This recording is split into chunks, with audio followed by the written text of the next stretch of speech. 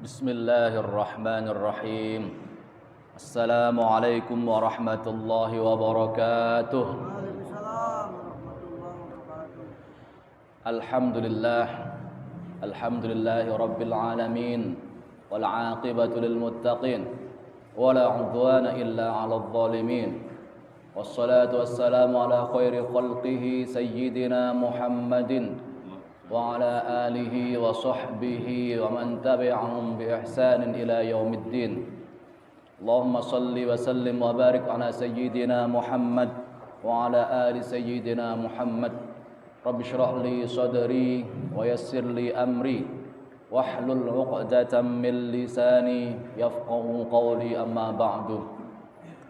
Alhamdulillah, puji dan syukur kita haturkan kehadirat Allah Subhanahu wa taala atas berbagai nikmat-Nya yang Ia limpahkan kepada kita semua pada siang hari ini, sehingga pada siang hari yang penuh berkah ini kita dapat berkumpul, bertatap muka, bersilaturahmi di tempat yang mulia ini dalam rangka menjalankan kewajiban kita, yaitu salat zuhur berjamaah, dan dilanjutkan dengan kajian rutin kitab Al-Mawa'id Al-Usfuriyah. Salawat dan salam marilah kita aturkan kepada junjungan kita Nabi besar Muhammad sallallahu alaihi wasallam, Nabi akhir zaman, manusia terbaik yang Allah ciptakan di atas muka bumi di bawah kolong langit, yang diutus untuk menjadi rahmat bagi seluruh alam dan menyempurnakan akhlak manusia. Innama bu'ithtu liutammima makarimal akhlak. Hadirin rahimakumullah, sebelum kita mulai, marilah kita terlebih dahulu membuka kajian kita, majelis kita pada siang hari yang penuh berkah ini dengan sama-sama membaca Al-Basmalah. Bismillahirrahmanirrahim. Dan marilah kita hadiahkan suratul Fatihah untuk muallif penulis kitab ini, yaitu Syekh Muhammad bin Abu Bakar Al-Usfuri, yang telah menulis dan menyusun kitab ini sehingga ilmunya, barokahnya sampai kepada kita semua. Semoga Allah Subhanahu wa taala jadikan amal ini sebagai amal jariah untuk beliau, yang pahalanya terus mengalir bagi beliau hingga yaumil akhir kelak, dan menjadi keberkahan, manfaat, barokah bagi kita semua. Ala hadin niyah wa kulli niyatin salihah wa ila hadratin nabiyil mustafa Muhammad sallallahu alaihi wasallam. Lahumul Fatihah.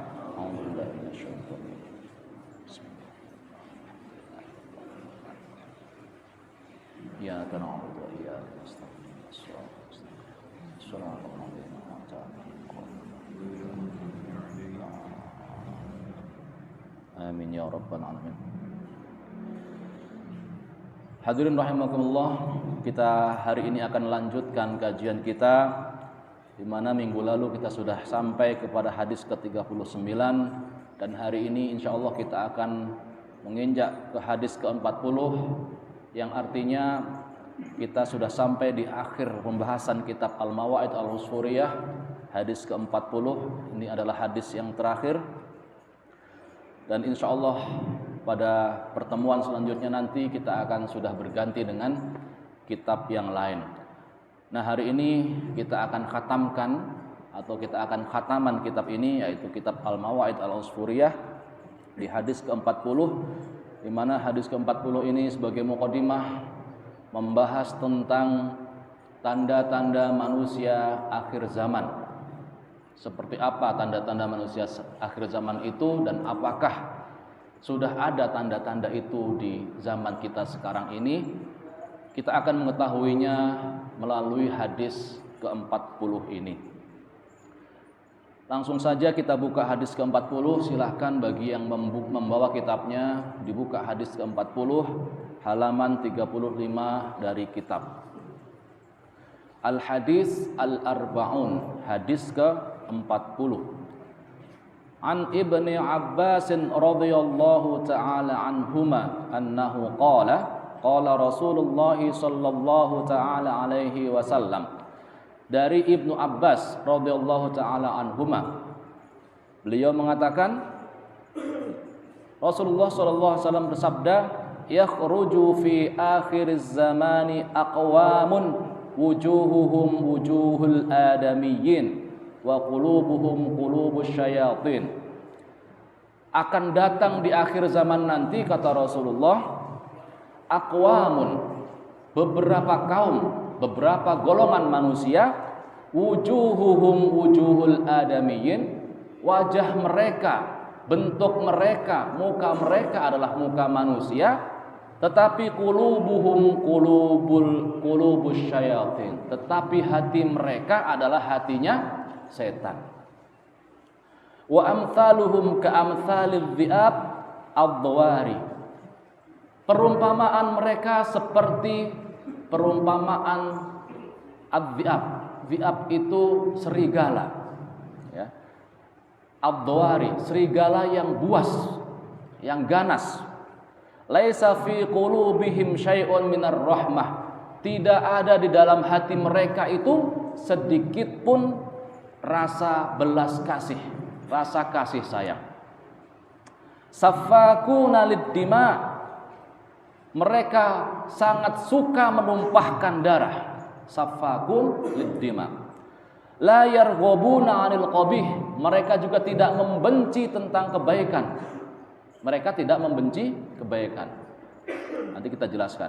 Ini kita artikan secara harfiah terlebih dahulu. In syaya'tahum, ini tulisannya in ya, bukan an. Itu salah tulis, hamzahnya itu harusnya di bawah.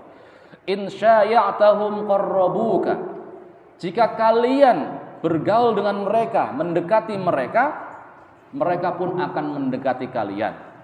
Wa in tawanaita anhum ightabuka, tetapi jika kalian menjauhi mereka, mereka akan menggunjing kalian, mereka akan mencela kalian. Wa in amintahum khanuka, jika kalian memberi kepercayaan kepada mereka, mereka akan mengkhianati kalian. Sibyanuhum gharimun, anak-anak mereka hobi berhutang. Ya, anak-anak itu berarti usia di bawah berapa? 17. Kalau definisi di kita, di bawah 17 tahun itu masih anak-anak. Syubbanuhum syatirun, para pemuda mereka itu licik. Fajira wa syuyukhuhum fajirun, sedangkan orang-orang tua mereka hobi berbuat maksiat, berbuat fajir, berbuat fujur. La ya'muruna bil ma'ruf wa la yanhauna 'anil munkar, mereka tidak menyeru kepada yang ma'ruf dan tidak melarang, tidak mencegah dari yang munkar. Wal i'tizazu bihim dhullun, dan berbangga atau membanggakan mereka itu adalah sebuah kehinaan. Wa talabu ma fi aidihim faqrun, dan meminta apa yang ada di tangan mereka itu adalah sebuah kefakiran. Al hukmu fihim bid'ah, hukum yang berlaku di antara mereka adalah bid'ah. Wal bid'atu fihim sunnah, dan bid'ah di antara mereka menjadi sunnah. Fa inda dzalika yusallitullah alaihim syirarahum, maka pada saat itulah Allah akan menjadikan ya, orang-orang yang jahat di antara mereka itu sebagai pemimpin. Allah akan menguasakan orang-orang jahat di antara mereka menjadi pemimpin. Tsumma yad'u khiyaruhum fala yustajabu lahum du'aun. Kemudian orang-orang yang baik di antara mereka berdoa, tetapi Allah tidak mengabulkan doa mereka. Al-hadis. Shadaqa Rasulullah, shadaqallah wa shadaqa Rasulul Nabiyul Karim. Ya. Hadis ke-40, hadis ini diriwayatkan oleh Ibnu Abbas radhiyallahu anhuma yang mendengar langsung dari Rasulullah SAW bahwa beliau pernah bersabda, di akhir zaman nanti yakhruju fi akhir zaman aqwamun wujuhuhum wujuhul adamiyyin wa qulubuhum qulubus syayatin. Di akhir zaman nanti, ini berarti apa? Prediksi Rasulullah. Berarti apa? Ketika Rasulullah mengucapkan ini semua belum terjadi, dan biasanya dan pasti, bukan biasanya lagi, pasti apa yang diprediksikan oleh Rasulullah itu bakal terjadi meskipun tidak langsung, ya. kadang 100 tahun kemudian, kadang 500 tahun kemudian, bahkan kadang ribuan tahun kemudian baru terbukti. Contohnya apa prediksi Rasulullah yang terbukti benar itu? Adalah hadis beliau, prediksi beliau tentang penaklukan kota Konstantinopel. Beribu-ribu tahun yang lalu Rasulullah mengatakan itu, sudah memprediksi. Kata Rasulullah apa? La tuftahunna al-Konstantiniyah wala ni'mal jaisu jaisuha wala ni'mal amiruha.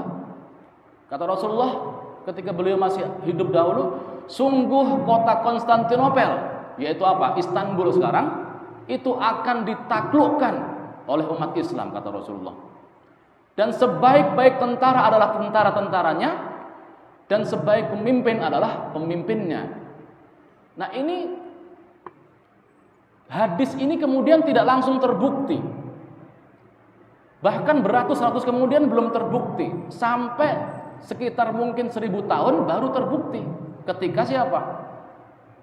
Sultan Mehmed II, atau yang kita kenal dengan Muhammad Al-Fatih, namanya itu sebenarnya Mehmed II. Mehmed itu Muhammad kalau bahasa Turki. Ya, Mehmed II yang diberi gelar Al-Fatih. Al-Fatih itu penakluk. Kenapa diberi nama Al-Fatih? Karena dia berhasil menaklukkan Konstantinopel. Nah, makanya diberi gelar Al-Fatih. Itu baru terbukti 1000 tahun kemudian.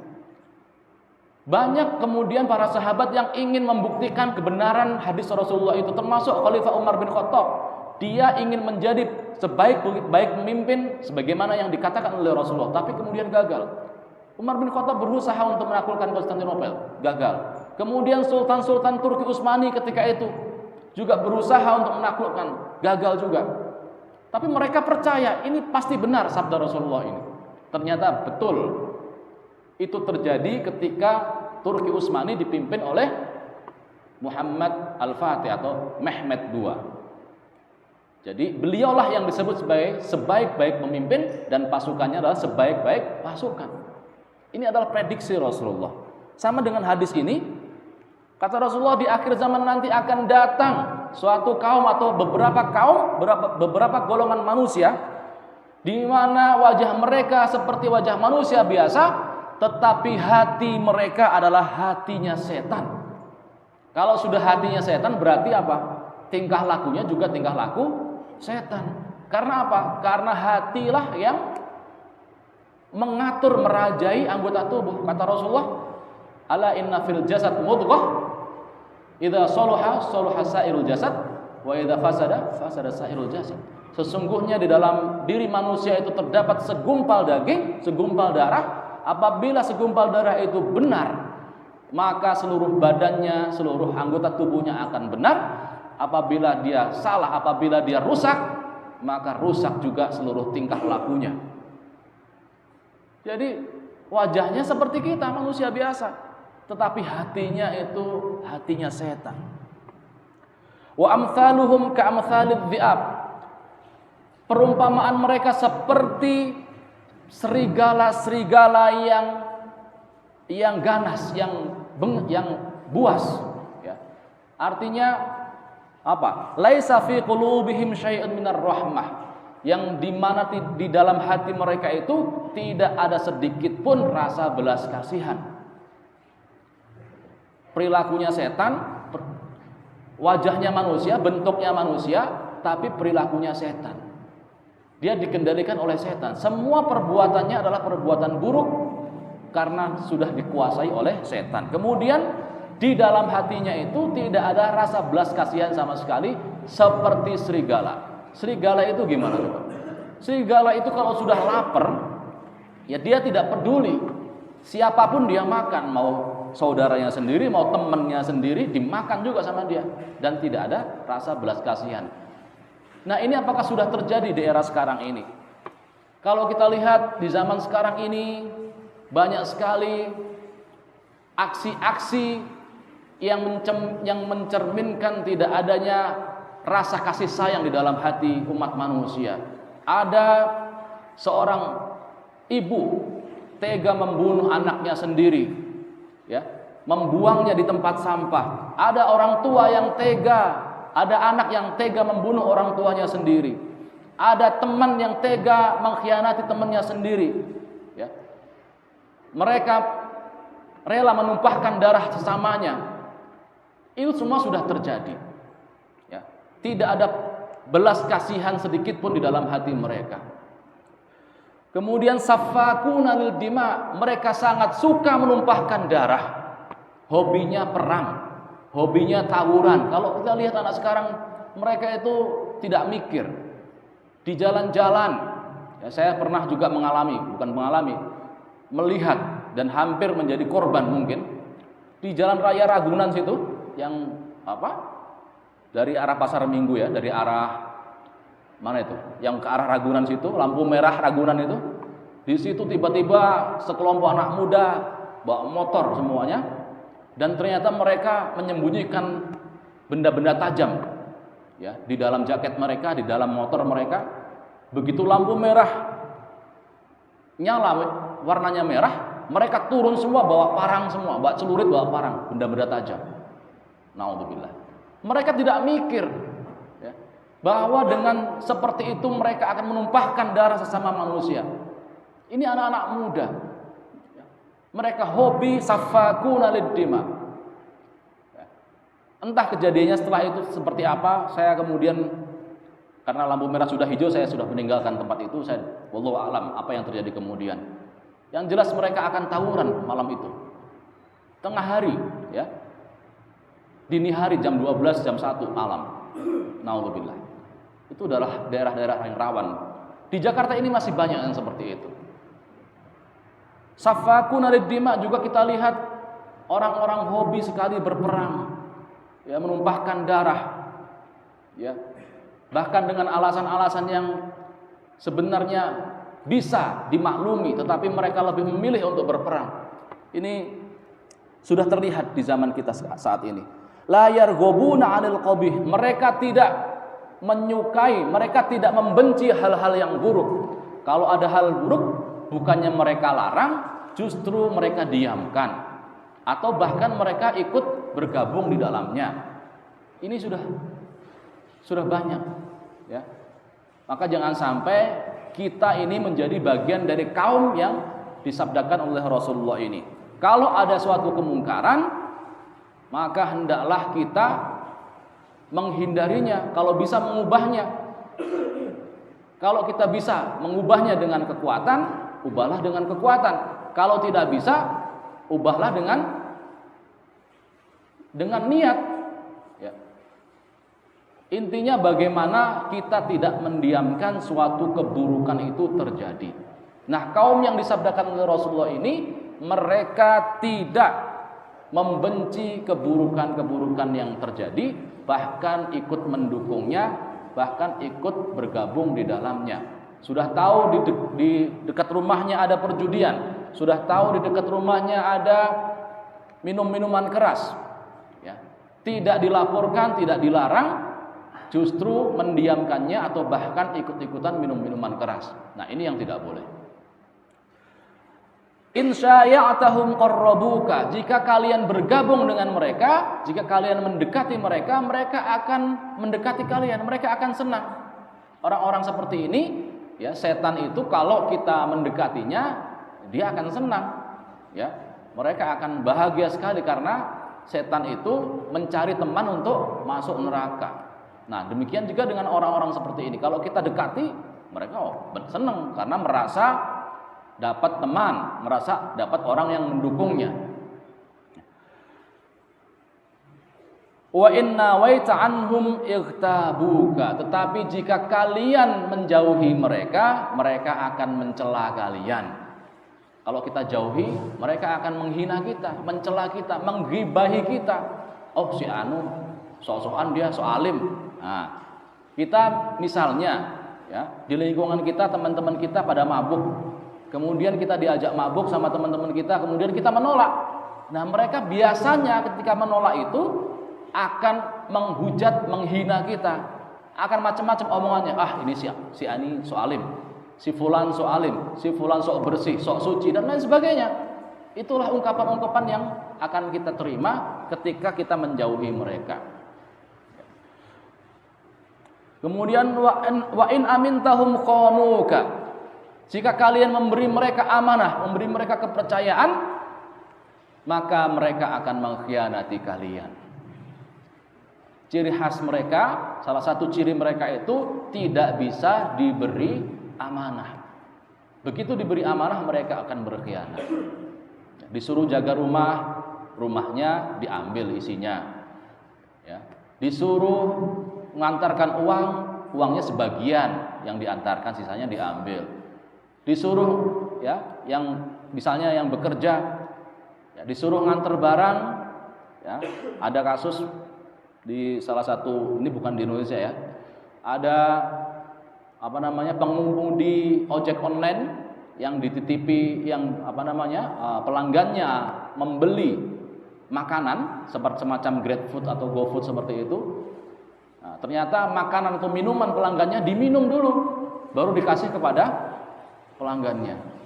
Ini namanya tidak amanah. Maka kalau kita bekerja, jadilah pekerja yang amanah. Kalau kita jadi pengusaha yang amanah. Kalau kita jadi kepala keluarga, jadilah kepala keluarga yang amanah.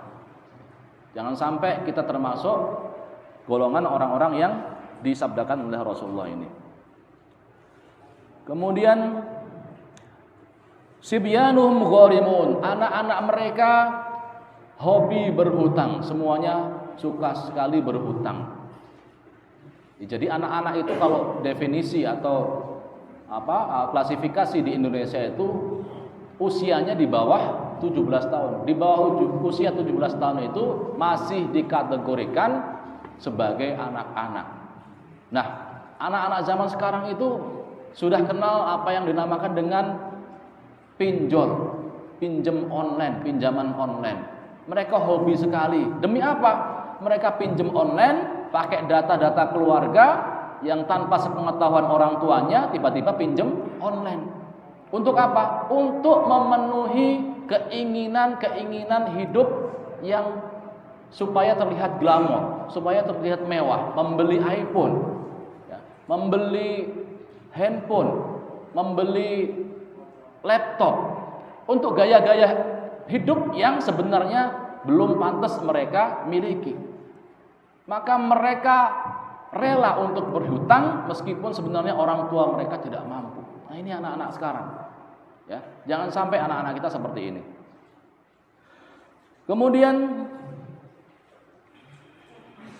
wasyubbanuhum syatirun, pemuda mereka licik. Anak-anak mudanya licik. Liciknya itu karena kurang didikan agama dari orang tuanya. Orang tuanya lebih mendahulukan pendidikan duniawi. Bagaimana supaya anaknya bisa nanti bekerja ketika lulus kuliah, ketika lulus sekolah. Tetapi lupa mendidik anak-anak mereka dengan didikan agama. Maka yang terjadi adalah lahir anak-anak muda yang tidak tahu, yang tidak punya dasar agama, sehingga perilakunya bejat, ya, perilakunya penuh maksiat, dan tidak mengerti apa itu agama. Akhirnya mereka adalah orang-orang yang licik, sukanya nipu teman sendiri, orang tua dibohongin, sukanya mabuk-mabukan, nongkrong gak jelas, sukanya berzina dan lain sebagainya. Ya. Wasyuyukhuhum fajirun, sedangkan orang-orang tua mereka itu suka berbuat maksiat, berbuat fajir. Sama aja, orang tuanya juga seperti itu, nggak tua nggak muda, semuanya sama. La ya'muruna bil ma'ruf wa la yanhauna 'anil munkar. Mereka tidak menyeru kepada kebajikan dan tidak mencegah kepada kemungkaran. Ya. Kalau dia punya anak, anaknya tidak dia suruh sholat. Kalau dia punya teman, temannya berbuat maksiat, tidak dia larang. Anaknya berbuat maksiat, bawa teman ceweknya ke dalam rumah, tidak dia larang.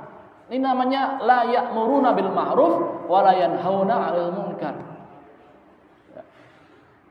Wal i'tizazu bihim dhullun, membanggakan mereka itu adalah sebuah kehinaan. Nah, kita ini kadang lebih bangga dengan didikan-didikan barat yang jauh dari nilai-nilai agama atas dasar atas dasar hak asasi manusia. Kan kalau didikan barat itu ketika anak itu sudah dewasa, itu orang tua lepas tangan, terserah si anak itu mau berbuat apa saja, ya. Mau main perempuan, bawa perempuan ke rumahnya, silakan. Mau mabuk-mabukan, silakan. Orang tua udah lepas tangan. Kita ini kadang berbangga dengan didikan-didikan seperti itu. Nah, membanggakan dengan hal yang seperti itu adalah zullun. Itu sebenarnya adalah sebuah kehinaan.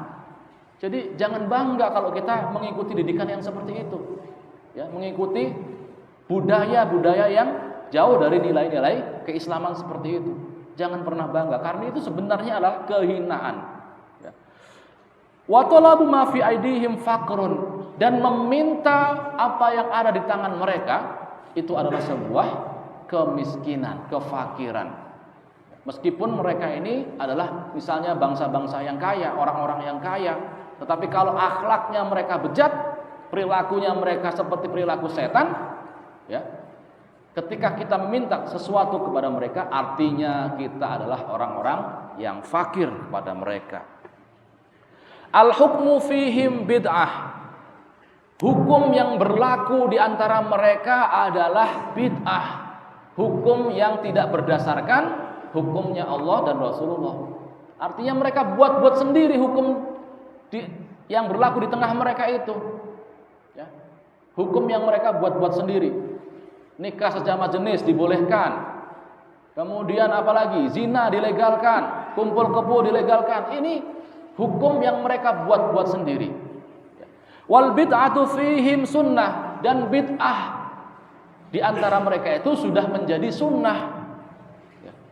Artinya bid'ah, hal-hal yang sudah diciptakan oleh mereka sendiri itu menjadi tradisi bagi mereka, menjadi hal yang baik bagi mereka. Fa inda dzalika yusallitullahu alaihim syirarahum, maka saat itulah Allah akan menjadikan, ya, di antara mereka orang-orang yang jahat di antara mereka sebagai pemimpin. Maka jangan heran ketika di suatu bangsa, di suatu wilayah itu apabila seorang pemimpinnya ternyata seorang pemimpin yang tidak baik, jangan salahkan pemimpinnya. Salahkan penduduknya, salahkan rakyatnya. Berarti rakyatnya itu nggak benar, rakyatnya itu banyak maksiat. Karena Allah lah yang mengangkat pemimpin tersebut dari kalangan orang-orang yang jahat, dikarenakan disebabkan oleh kejahatan, kemaksiatan yang dilakukan oleh rakyatnya. Tsumma yad'u khiyaruhum fala yustajabu lahum du'aun. Kalau sudah seperti itu, orang-orang yang baik, ya, orang-orang yang soleh di antara mereka akan berdoa kepada Allah, memohon supaya nasib mereka dirubah, supaya diturunkan kebaikan mereka, tetapi ternyata Allah tidak mengabulkan doa mereka. Nah, ini naudzubillah. Jadi bencana di suatu kaum itu disebabkan, ya, oleh sebagian kaum yang jahat, yang buruk.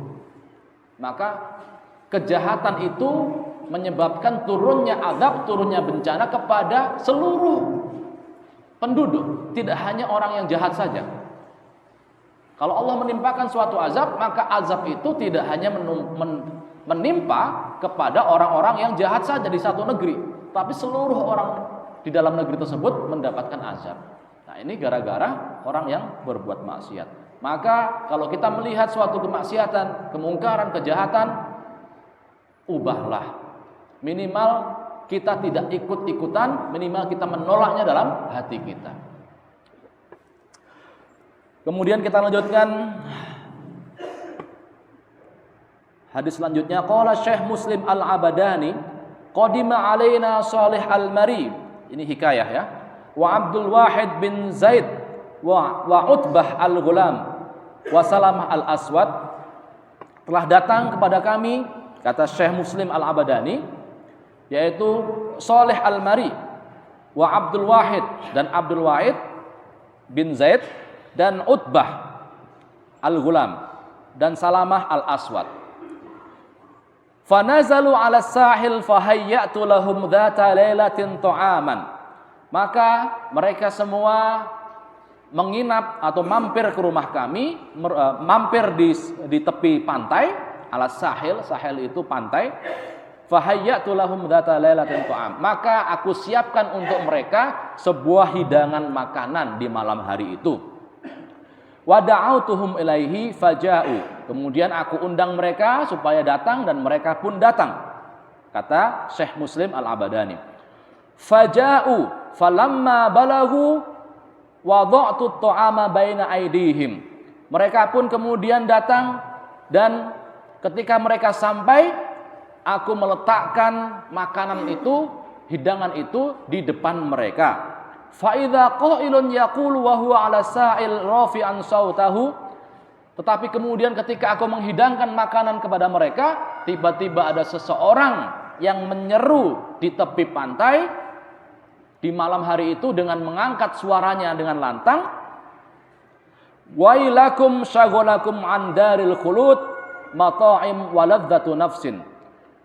Wahai celakalah kalian, kata orang itu, kalian telah disibukkan ya dari negeri akhirat, dari negeri keabadian, darul khulud ya, oleh makanan dan kelezatan-kelezatan duniawi.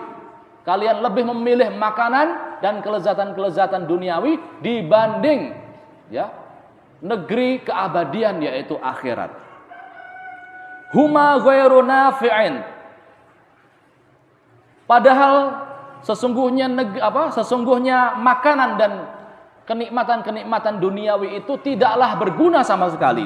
Fasoha Utbah sayhatan fasaqata maghsyian alaihi. Maka kemudian Utbah, salah satu orang tamu tadi yang mendengar teriakan tersebut, dia berteriak dengan kencang dan akhirnya jatuh pingsan. Ya, dia tidak kuat mendengar ucapan yang seperti itu.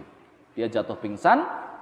Kemudian wabakal qaumu wa rafa'na at-ta'am fama dzaqu minhu luqmah. Selain si Utbah, orang-orang yang tadi datang, tamu-tamu itu kemudian juga menangis.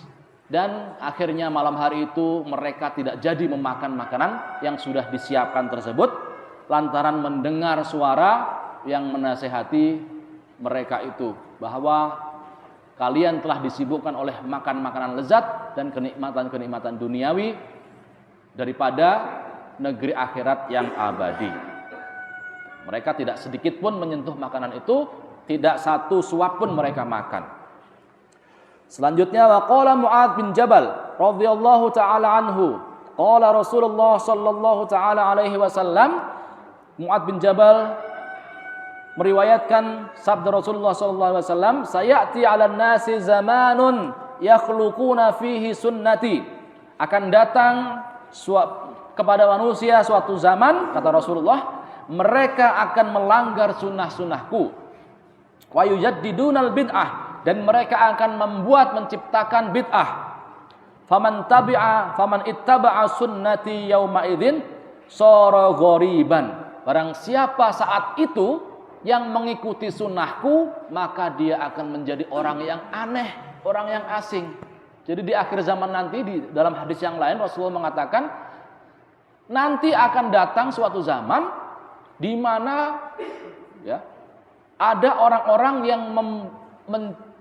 membenci sunnahku, melanggar sunnah-sunnahku dan menciptakan bid'ah-bid'ah baru. Dan ketika ada orang yang mengikuti sunnahku, akan dianggap sebagai orang yang aneh, ya, akan dianggap aneh. Orang baca Quran dianggap aneh, orang tahlilan dianggap aneh, ya. Orang ziarah kubur dianggap aneh dan lain sebagainya. Ya.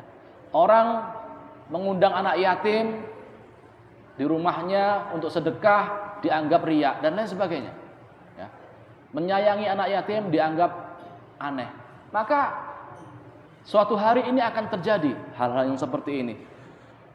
Sara ghoriban wa baqiya wahidan, dan dia akan menjadi orang yang sendirian. Wa man ittaba'a bid'atan nasi wajada khamsina sahiban aw aktsar. Dan sebaliknya, apabila dia mengikuti ya bid'ah yang diciptakan manusia, dia akan mendapat banyak teman. Ya. Jadi sudah Terbalik-balik, orang yang mengikuti sunnah Rasul, sunnah Nabi dianggap aneh, orang yang mengikuti bid'ah malah diikuti banyak, yang pengikutnya banyak. Ya. Kemudian qalat ashabu Rasulullah, kemudian para sahabat bertanya, hal ba'dana ahadun yakunu afdal minna? Para sahabat bertanya, wahai Rasulullah, apakah setelah kami nanti ada orang yang lebih baik dibanding kami? Qala na'am, Rasulullah menjawab iya. Qalu kaifa yakunu? Qala na'am, qalu fahal yarawnaka? Apakah mereka itu bertemu denganmu? Pernah melihatmu wahai Rasulullah? Kemudian Rasulullah menjawab, qala Nabi sallallahu alaihi wasallam, la, tidak, mereka tidak pernah bertemu denganku. Qalu fahal yanzulu alaihimul wahyu? Apakah turun wahyu kepada mereka? Qala la, tidak. Qalu kaifa yakunun? Kemudian mereka kembali bertanya, bagaimana keadaan mereka nanti wahai Rasulullah? Qala kal milhi fil ma'i tadhubu qulubuhum kama yadhubul milhu fil ma'. Kondisi mereka itu seperti garam yang dicelupkan ke dalam air. Kalau garam dicelupkan ke dalam air itu artinya apa? Larut. Mereka akan larut terbawa arus. Ya. Jadi kondisinya akan mencair seperti mencairnya garam di dalam air. Terbawa arus. Mereka hanyut. Mereka tidak terlihat. Qala kaifa ya'ishuna fi dzalika zaman? Bagaimana mereka hidup di zaman itu wahai Rasulullah? Qala kadudi fil khalli. Mereka itu seperti cacing, seperti ulat yang disiram dengan cuka. Kalau ulat itu disiram cuka gimana? Iya, bergerak-gerak nggak karuan. Ya, istilahnya kalau bahasa kita itu seperti cacing kepanasan. Cacing kepanasan itu kan, waduh, ya, nggak karuan. Gerak-gerak nggak karuan mau mati. Nah, seperti ini yang diumpamakan oleh Rasul. Seperti ulat, seperti cacing yang disiram dengan air cuka. Ya. Qala ya Rasulullah kaifa yahfadzuna dinahum? Wahai Rasulullah, bagaimana mereka menjaga agama mereka? Qala kal jamri fil yadaini in wada'tahu tafi'a wa in akhadtahu bil yadi ahraqa. Mereka menjaga agama mereka itu seperti ketika engkau memegang bara api. Jadi umpamakan bahwa bara api itu agama kita. Di akhir zaman nanti, orang menjaga agama itu seperti kita memegang bara api. Umpamakan bara api itu adalah agama kita. Kalau kita pegang, kita akan, ya, in wada'tahu tafi'a. Kalau tidak kita pegang, agama itu akan mati. Artinya kalau kita tidak berpegang terhadap agama, maka agama itu akan runtuh. Kalau kita tidak melakukan sholat, maka sholat itu akan agama kita akan hancur. Karena as-sholatu imaduddin. Sholat itu adalah tiang agama. Kalau rukun-rukun Islam itu tidak kita laksanakan, maka dengan sendirinya agama kita itu roboh. Itu kalau kita tinggalkan. Jadi bara api itu kalau kita diamkan mati sendiri. Tetapi wa in akhadtahu bil yadi ahraqa. Tetapi kalau bara api itu kita pegang, maka tangan kita akan terbakar. Itulah kondisi mereka di akhir zaman nanti. Kita dipaksa untuk memegang agama, tetapi ketika kita memegang teguh agama, kita sendiri yang terbakar. Kenapa? Karena ada celaan sana sini, ada hujatan sana sini, ada godaan di sana sini. Ya, orang puasa saja sulitnya minta ampun, banyak sekali godaannya. Dan ini sudah kita lihat kalau kita lihat di pasar-pasar ketika bulan Ramadan, di jalan-jalan banyak sekali orang tidak puasa, ya, secara terang-terangan. Di Tanah Abang orang-orang pedagang tidak ada yang berpuasa, padahal dia laki-laki. Pengunjungnya juga seperti itu, di terang-terangan, ya, banyak sekali. Ini sulitnya memegang agama.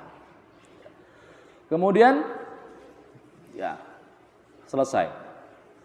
Alhamdulillahilladzi bini'matihi tatimmus sholihat. Ini sudah akhir dari kitab ini. Segala puji bagi Allah yang dengan nikmatnya sempurnalah segala kesolehan. Wa bisyukrihi tarbun ni'am. Dan dengan syukur terhadapnya nikmat itu bertumbuh. Ya. wa takthurul barokat, dan bertambahlah keberkahan. Wassalatu wassalamu ala Rasulillah, dan salat dan salam semoga tercurah kepada Nabi Muhammad khatimun nabiyyin, nabi akhir zaman, penutup para nabi yang diutus bi ta'rifi jalalih, untuk memperkenalkan Allah dan takut kepadanya dan takut kepada adabnya. Demikian juga wa ala alihi dzawin nufus at-tahirah, dan juga salawat semoga tercurah kepada keluarga, ya, kepada keluarganya yang suci, wa ashabuhul ladzina naqalu ilaina ahwaluhul batinah wadh-dhahirah, dan juga kepada para sahabat beliau yang sudah memindahkan kepada kita kondisi batin dan lahiriah mereka, yang sudah mentransfer kepada kita semua kondisi batiniah dan kondisi lahiriah mereka, ya. Jadi para sahabat Nabi itu adalah ashabi kan nujum, kata Rasulullah. Para sahabatku itu adalah seperti bintang, ya. Barang siapa mengikuti mereka, maka kalian akan mendapat petunjuk. Demikianlah pembahasan kitab Al-Mawaid Al-Usfuriyah. Dengan demikian kita sudah menghatamkan kitab ini. Dan kita bersyukur kepada Allah karena sudah 40 hadis kita bahas secara rutin, secara konsisten, dan hari ini sampailah kita kepada akhir pembahasan kitab Al-Mawaid Al-Usfuriyah. Kita berdoa semoga Allah Subhanahu wa taala menjadikan kitab ini sebagai ilmu yang bermanfaat untuk kehidupan kita, kehidupan agama dan duniawi kita, tidak hanya untuk kita tetapi juga untuk anak cucu kita hingga yaumil akhir kelak. Dan kita juga berdoa semoga Allah Subhanahu wa taala menjadikan kitab ini sebagai amal jariah yang pahalanya terus mengalir selama dunia masih ada dan selama kita masih hidup dan mengamalkannya. Beliau hadiahkan pahala itu kepada mu'alif kitab ini, yaitu Syekh Muhammad bin Abu Bakar Al-Usfuri. Amin ya rabbal alamin. Ala hadhihi niyyah wa kullu niyatin salihah. Wa ila hadratin Nabi Mustafa Muhammad sallallahu alaihi wasallam. Al-Fatihah. A'udzu billahi minasyaitonir rajim. Bismillahirrahmanirrahim.